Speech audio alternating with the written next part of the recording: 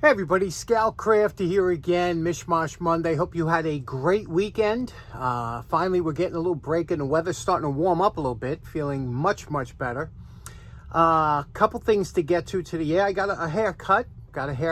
For those of you who followed the channel for a while knows that I'm a big haircut fan and big fan of barbershops. Barbershops have pretty much had a big influence on my life ever since I'm a kid. When I was born, I had very thin blonde hair when I was a youngster, and my father set out to remedy that problem. You know, he said, "I want your hair thick." So every week or every 2 weeks, for the first, I don't know, 12 years of my life, I would go to the barber and I'd get a crew cut. And for those of you who know, follow the channel, my barber was from Russian guy, and Russians are known for having thick heads of hair. And I remember when my father said, you know, his hair's kind of thin, and the barber said, yeah, well, if you give him crew cuts, he'll thicken it up. And sure enough, so every couple weeks I was getting a crew cut whether I wanted it or not. I didn't mind too much as a kid. When I got a little bit older, you know, crew cuts really weren't in style for me, especially me. I look like a cue ball. However, it did work. It thickened up my hair, and by the time I was in my 18, 19 years old, my hair was bad. So what happens, I always admired barbershops. I spent a lot of time in it. I learned a lot of things from the barbershop, from being a kid and reading all the comic books and magazines they had in the barbershop, till when I was later on. You know, I took pride in getting haircuts and I really enjoyed them. And when COVID hit, I started cutting my own hair and have been since. So for 5 years, I've been my own barber. And I was thinking the other day, there was something I've been looking for years, and I'll tell you about that in a minute. But since I've been my own barber now for 5 years, I think I deserve a little bit of a kind of a present to myself. So let me show you what I picked up. Okay, so here we go. What do you think of this? Nice big box, right? We always like stuff that comes in big boxes. Well, what do you say we open it up and take a look at what's inside? Okay, so here it is. Yeah, that's right. I've wanted one of these for years, and you know what's funny? I've been looking for one every time I go to flea market.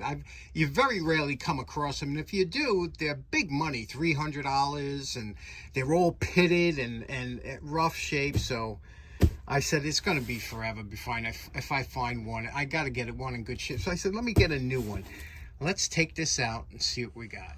Okay, so it was packed very nicely. It comes with that foam on each end, and it has instructions, nice instructions too, on what you have to do. There's really not much to these, but what it is, you can see here. I like when they put the foam on each end. It really makes a difference, you know. Now, this is not a glass like the old-fashioned ones, or chrome. This is like a chrome-plated plastic and acrylic. It's lightweight, probably weighs just, I don't even know if it weighs a couple pounds, but it's a very attractive looking one. It's the size I wanted. They come in like a 30, 36, even larger, but this is the size I remember. I remember always sitting outside of Gregory's barbershop watching that spinning pole. He had the same one that looked the same. But what I want to do is I want to mount it temporarily on a board, so that I could, you know, put it somewhere, even in the attic. Well, I haven't figured out where I want to put it yet. So let's figure out how we're going to mount this just temporarily, and let's get that done now. Okay, I'm going to use this board. I've had this board for many years. This is a piece of select pine. When you go to buy wood, you can buy it in select, you could buy it in rough. There's so many different grades you could buy your wood in, and they used to sell this at Home Depot under where you buy the hardwoods. But this, you can see, is select pine, and it was not cheap, but it was a lot less expensive than poplar or any of the hardwoods. It takes a great stain. It looks good. It's somewhat easy to work with, although it can splinter a little bit. But for the price, you can't beat it. So we're going to use this Select Pine. And what I want to do is, I don't want to have the end of the board. I want to kind of make a mark here, a curve, and another mark, and then we'll see what we'll do with the edges. So let's do that.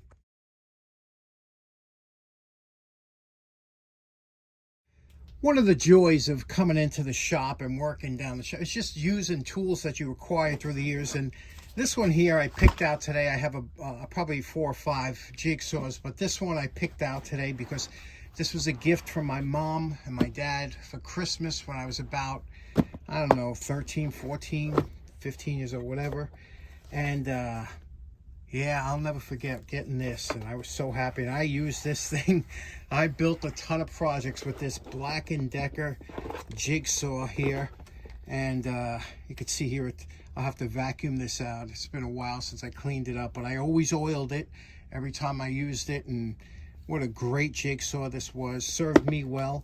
And we're going to cut out that little design we put at the end of the board with this. Now you might be tempted to take a air blower and blow out. Never do that, because you're just blowing dirt or dust or sawdust into the mechanism of the jigsaw. The best thing, just take your vacuum and an acid brush and just vacuum it out and suck all that dust out.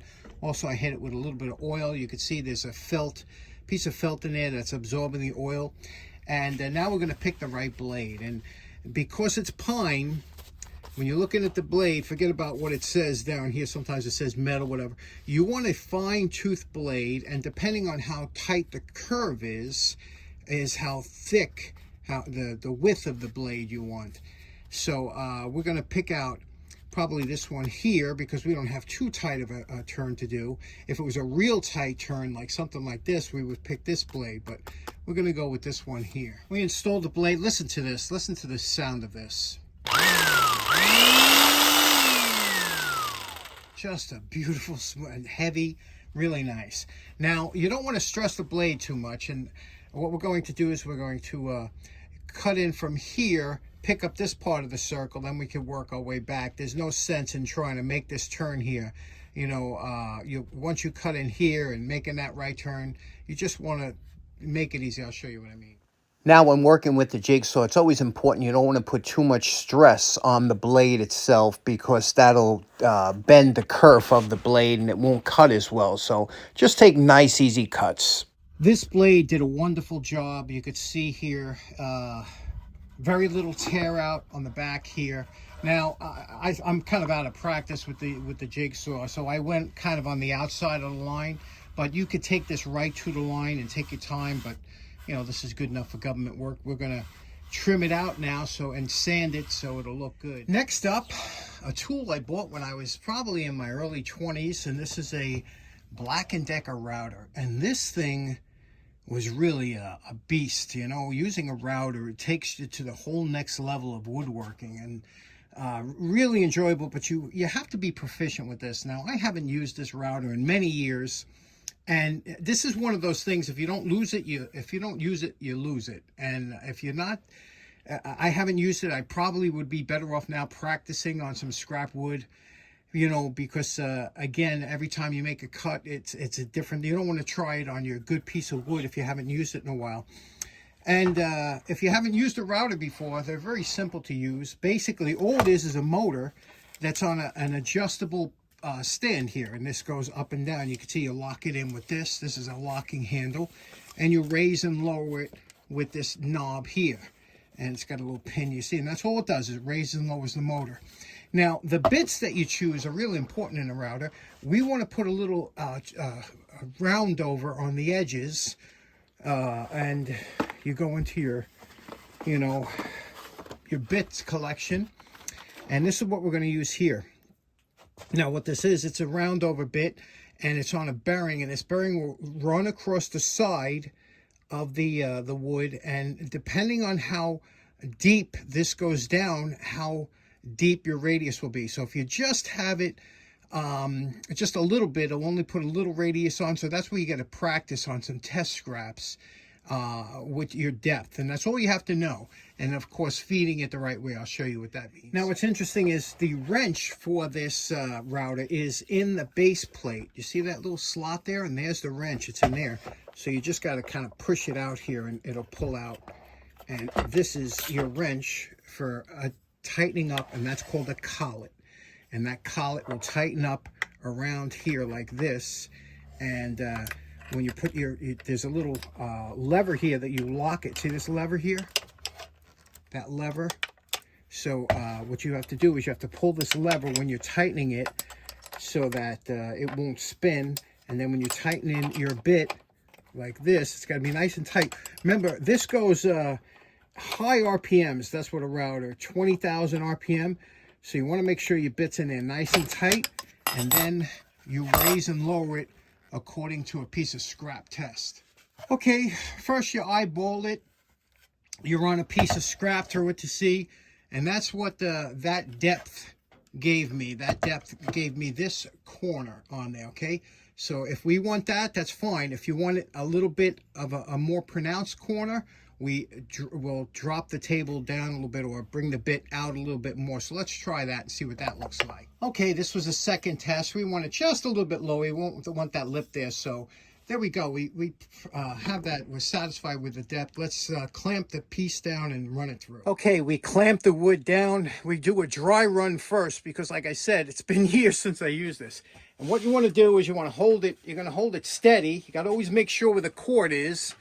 And we're going to run it into the work here, bring it down across here, and then off. We're going to do this edge here first.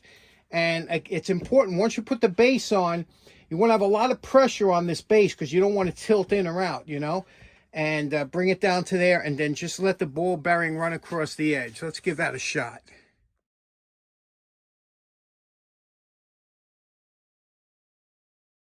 Okay, here's the edge we put on it here. See a nice round over. Makes a big difference, you know, when you're hanging it up. And, you know, getting this over here is going to be a little difficult. That's why I'm saving that to last. So let's do the other edge and then we'll tackle the ends. Okay, now, unfortunately, the radius of that bearing is too wide for us to get in that corner there. But we're going to try it anyway, and then we'll see what we can do. We'll finish up maybe some hand sanding. But we're going to try and do the edge. This is always a more difficult part.